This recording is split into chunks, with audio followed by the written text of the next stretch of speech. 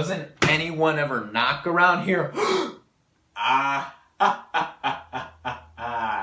We meet again. Hey, what are you doing here again, man? I'm about to go see Avengers Infinity War. I just reserved my ticket right now. Would you like to know who makes it out alive and who doesn't?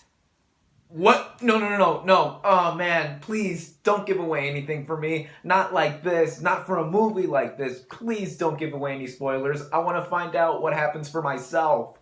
Oh no.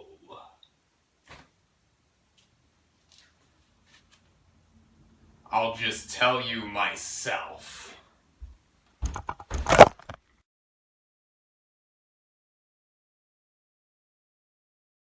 What is up, everybody? RandomRandomMan here, bringing you my review for the highly anticipated Avengers Infinity War. By the way, this review will contain no spoilers. You're all safe, as the plot basically follows the Avengers, who find themselves teaming up with the Guardians of the Galaxy to stop Thanos, played by Josh Brolin, who wants to amass the all-powerful Infinity Stones to power his Infinity Gauntlet to help him wipe out a huge chunk of the universe. Like I've just mentioned, this review will be spoiler-free, as I will try my best to not give away anything major that occurs within this film. I may refer to a plot detail here and there, but nothing notable will be given away, as let's face it, if you're at all interested in seeing this film, you're gonna go see it. You probably have already seen it like I have, or are gonna see it again sometime this weekend. So I will stick to my guns and remain spoiler-free out of respect for those who have not seen this movie yet want to know my thoughts on it. Thanos demands your silence in regards to spoilers for this film, and I demand your silence as well. Now that I've gotten that spiel out of the way, going into this movie, it's pretty safe to assume that me and a multitude of other fans out there were super pumped to see this latest installment in the Marvel Cinematic Universe, one of my most anticipated movies of 2018, without a doubt. Who would have thought that 2008's Iron Man, which I remember seeing in theaters 10 years ago. Coincidentally enough, I was 10 years old when I did see this movie for the first time. Who would have thought that 2008's Iron Man would kick off the most successful and biggest movie franchise of the current era? That's insane. Now, a decade later, I am 20 years old. A lot has happened in between the films of this franchise. I myself am still loyal to Team Cap from Captain America's Civil War, but now Avengers Infinity War is the 19th installment of this series, and there's an enormous amount of hype and scale that this movie has to live up to. And I did go in super pumped, as I've said, but also realistic, as I wanted to see if this idea, just like the marketing have said, there was an idea to bring all these people together and to come out successfully and be a cohesive culmination of what is the beginning of the end for many major players here. Well, with bringing a lot of these major players together for this film, we have the cast and performances to talk about here, and there's just a laundry list of actors and actresses who have literally been assembled to be a part of this film. We have a bunch of Avengers, we have the Guardians of the Galaxy, and then of course we have Thanos, played by Josh Brolin. Now, starting out with him, the villain of this film, I'm going to get this right out of the way. He is definitely the best villain we've had in the Marvel Cinematic Universe thus far. And that's saying something too, as lately the MCU has been improving in shelling out some notable villains in this franchise, from Killmonger in Black Panther earlier this year and the Vulture in Spider-Man Homecoming last year. But with Josh Brolin's portrayal of Thanos, he not only has the most screen time, which is not that far of a stretch to say that he is the main character of this film. Not only do we see Thanos develop as a villain, but we also see his mentality as to why He wants to cleanse the universe for his own personal gain. Yes, at his core, he is a genocidal maniac, to say the least. But the best kind of villains are the ones that we get to see within their point of view as being the protagonist in a way if we see their side in their own bubble in trying to do what they want to do. And that's what Thanos exemplifies. Josh Brolin's motion capture and vocal performance is really top tier. Moving on to the rest of the players that do show up here within this ginormous cast. Look, I'm gonna be here all day and night if I discuss every single person I saw in this movie. So what I'm gonna do instead is pick out some of the most notable players that had a significant impact with their screen time. Just know that anyone who does show up here as an Avenger, Guardian of the Galaxy, anyone like that, just know that whoever does show up and does have a moment to shine is superb for what they have to work with. There's just a shit ton of characters to juggle here in general, so I think it's a commendable feat that all of them were given some moment or another to show off what they were able to do. But to me, the notable players that did have an impact on me watching this movie do include Elizabeth Olsen as Scarlet Witch. Gotta give my girl a shout out first here for not only being my favorite Avenger with an awesome power set, but also for having a searing moment of emotion during the heat of battle. You can tell a lot was going on within her face and just what she was doing with her mystical powers. Dave Bautista as Drax the Destroyer from the Guardians of the Galaxy. He had a surprising amount of comedic moments in this movie. He brought a lot of levity to what is a very dark story, and it just shows how much comedic chops Bautista has as the character. So it was nice to see him be the funniest he ever was in the MCU. Zoe Saldana, Gamora, another Guardian of the Galaxy. She is the adoptive daughter of Thanos. She had, like Olsen, a really emotional and searing moment that brought out a lot within her. And it's probably one of the best acting moments I've ever seen Saldana give in any movie, period. And then we also have Peter Dinklage as a character who I do not want to give away for his screen time. I thought he was well utilized, and it was also a surprise to see what he brought to the table, even for some minor screen time. So everyone here, even though I've mentioned 4 notable players that hit me in some way or another, everybody in this cast, especially Josh Brolin as the villainous Thanos, deliver some exceptional performances. The writing in this film, and by extension the directing by Anthony and Joe Russo, had a really tall order to tackle in, again, bringing a bunch of these MCU characters together to fight Thanos, having Thanos developed as a villain, and just bringing a bunch of what us audience members want to see with action and sheer awe. Now, again, I am not giving away any spoilers here. What I'm going to say in how the movie was able to jump in between a bunch of storylines happening at once, I thought it was pulled off pretty well. We never see the Avengers together at once. This is something that I think many of us were expecting given how much of a sheer scale this movie has. So we do jump in between moments such as seeing Thor with the Guardians of the Galaxy, Scarlet Witch with Vision, Tony Stark with Spider-Man, all of that kind of stuff we see jump around. And at first, I thought it was going to be a bit messy to handle, which was one of my skepticisms going in, if this movie was going to be bloated or not.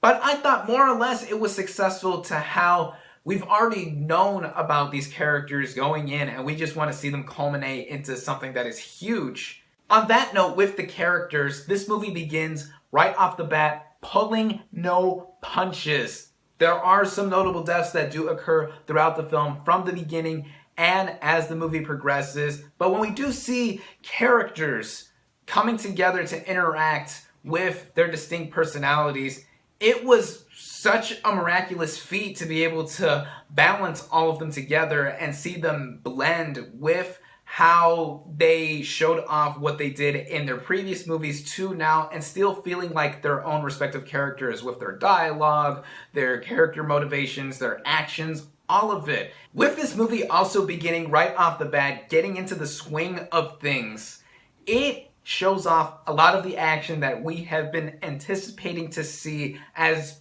there's barely any time to breathe in between moments. There is some ample screen time to more character development with Thanos, and just seeing a lot of slower moments between other heroes in this film. But the action, when it does come in, it is a sight to behold with all of the choreography, the visual effects. This is a stunning movie. It is one of the most expensive films ever produced. What with this and the next Avengers movie coming in 2019, wow, you see all of the money on screen. Also with how the action here is directed by the Russo brothers compared to their previous MCU movies, Captain America the Winter Soldier and Captain America Civil War, which had handheld guerrilla style of cinematography and shooting with some actual stunts and hand-to-hand combat. Here in Avengers Infinity War, it's a lot more grand, not just in scale, but in how we see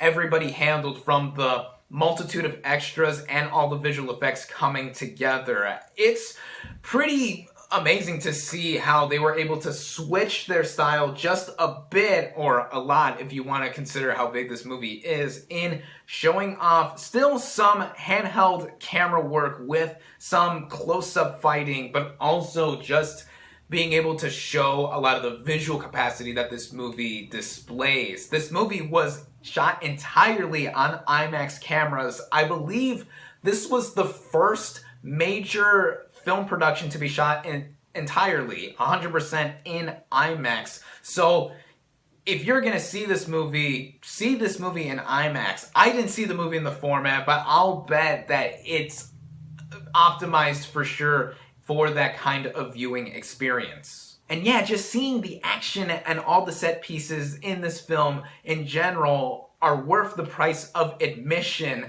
as the pure spectacle that is shown on screen is really put there. A lot of hard work was done to have us see the far reaches of the galaxy and Wakanda, notably, with a large-scale battle happening, very reminiscent of other classic movies such as Braveheart, Lord of the Rings, two big massive crowds coming together to duke it out.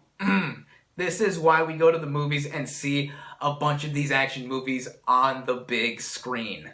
I've also got to give a shout out to the score by Alan Silvestri for sounding so big and immense. His Avengers theme does return, of course, while also, when bouncing around different timelines within the story, giving off a sense of tone that does have some comedy and lightheartedness to it, but also giving us a lot of the weight and gravity of the situation as well. Like when we are first seeing the Guardians of the Galaxy in this film, we feel like we're watching a Guardians of the Galaxy movie with that scene, which is pretty awesome to see how the direction and all of the inspired nature was able to come together with a bunch of these characters being utilized in this film. This movie also does run very lengthy, at 2.5 hours, and that does include the end credits, which, yeah, by the way, this is an MCU movie. You've got to stay for the very end. There's only one end credit scene.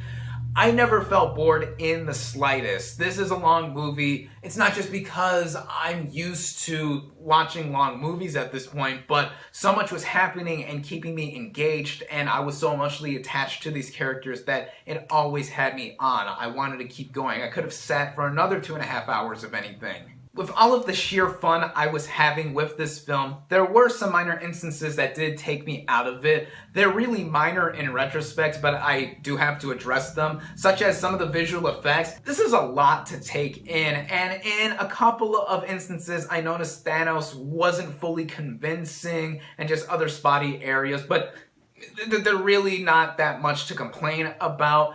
Also, Thanos' own minions that are trying to find the Infinity Stones for him, the Black Order, they really are not much other than just being some lowly henchmen and one henchwoman, I believe. in doing Thanos' bidding. So we really don't get much out of them. They're just cronies doing the main villain's dirty work until Thanos does some dirty work himself. Speaking of character development also, with all of the major players in this film, not every one of them gets more depth to them. People can cite that as an issue, as we are supposed to be emotionally attached to them, more so with a movie like this with dire consequences looming. But at the same time, there have been a multitude of movies up until this point. Again, this is movie number 19, to get us to care about these characters, especially if they've shown up in more than one. So I don't think that's really an issue for me, but it's something I had to address for those who are going into this movie expecting more within characters aside from them showing off their powers and fighting. That said too, with a movie like this, you have to have been caught up with the MCU until this point to really get the best experience possible. Even if you're not an avid comic book fan like me, again, I've been with this series since 2008 with the first Iron Man movie, and I know what has been happening. And once it came down to the big moments, when push came to shove, this is a movie that is infinitely unexpected in many areas. Pun intended with that infinitely quote. Because if you expect certain things to happen, think again. All of the expectations you may or may not have, they get turned. Then by the time this movie ends, it concludes with a giant cliffhanger, to say the least. We are left with a lot of unanswered questions. A lot of WTF moments happened before even the final frame is shown. So it leaves us wanting more, but I think that's the best possible way this movie could have ended. Of course, there are those who are going to be left unsatisfied and wanting more. When the movie ended, I heard an audible, oh, or like groaning and a bunch of other complaining in the theater. But for the experience that I had leading up to that point where the end credits started rolling, I had possibly one of the best theater experiences I've ever had in my still young life. Just the essence, the atmosphere, the aura I was experiencing in that packed auditorium had me so hyped and so invested with a movie like this. My experience was enhanced all the more as I saw this film with my longtime friend, Lewis. You may remember him from my Justice League review. This is a pic of us 20 minutes before the movie started. And here's a pic of us after it all completely concluded. And yeah, pretty vivid reactions from us, to say the least. I even took a poll on my Instagram to make voters guess as to how we felt after we finished this film, and it's a mixture of a lot of emotions, guys. We even witnessed a live promposal happen in our very auditorium after the end credits concluded and the lights went up. It was super, super cute. I so wish I had that on camera to prove that I'm not lying, but in any sense, the experience I had, to put that in short terms, it was so infectious. It couldn't have been better with the audience I was with at the time of seeing the film. Again, shout out to you, Lewis, for seeing the film with me. You made this experience all the more gratifying. When all is said and done with Avengers Infinity War, I should wrap up this review right now anyway, as it's gone on long enough. This is a movie that is part one of a finale for many, many characters. A lot of how I felt watching this movie made me feel the same way as I watched Harry Potter and the Deathly Hallows Part 1 in theaters, as that ended on a cliffhanger too, but we know that more is to come after. Yet the difference is, we already know how Harry Potter was going to end if you read the books as the movies were progressing. The books were still being written as the movies were being made. With Avengers Infinity War and what's going to happen after that, everything is left up to grabs, even though comics have been written many, many years ago with all of these characters involved. And that, to me, is why I loved Avengers Infinity War. Compared to the rest of the Avengers films that we have gotten, to me, they have gotten better and better and better as they continue to up the ante. I know that's not a very popular opinion, controversial, because I personally enjoyed Age of Ultron more than the first Avengers. Protect me, Cap, from them! But in any sense, I personally think that they've gotten better as they went along. And compared to the rest of the MCU, I think it's going to be difficult to compare all of them together. When I compare something like this to Black Panther that we've gotten recently, Black Panther is the more cohesive film narrative-wise, but both of them have experiences that are something to really behold. They're just different animals. Infinity War specifically is a beast of a movie on its own, as it's not just a movie for many of us. It's an experience that we have been waiting a while to see, and in my opinion, it was all so worth it, and then some, to say the least.